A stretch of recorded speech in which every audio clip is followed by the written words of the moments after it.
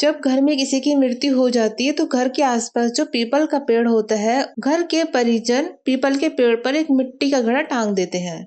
घड़े के निचले हिस्से में एक छोटा सा छेद कर देते हैं, जिससे कि घट का पानी धीरे धीरे कल के पीपल की जड़ में गिरता है। आत्मा को जब प्यास लगती है तो वह यह पानी अर्पित करती है।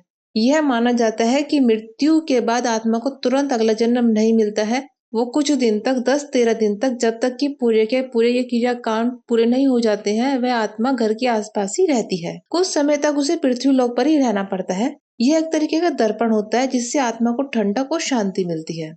मुखाग्नि देने वाला व्यक्ति 10-13 दिनों तक, जब तक 13वीं नहीं हो जाती है, जब तक हर रोज सुबह और शाम को पीपल के पेड़ के पास जाता है और इस घड़े के अंदर पानी भरता है। इन 13 दिनों में आत्मा धीरे धीरे करके अपने शरीर से पूरी तरीके से अलग होकर अपनी अगली यात्रा पे चली जाती है।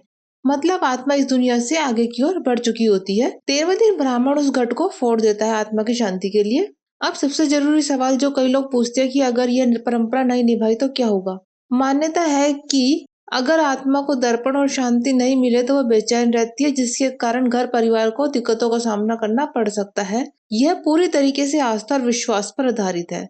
यह परंपरा सिर्फ एक धार्मिक क्रिया नहीं है, बल्कि हमारे मन को एक संतुलन देने का एक तरीका भी है। जब हम अपने प्रियजन को खो देते हैं तो ये सारी क्रियाएं हमें मानसिक शांति देती है।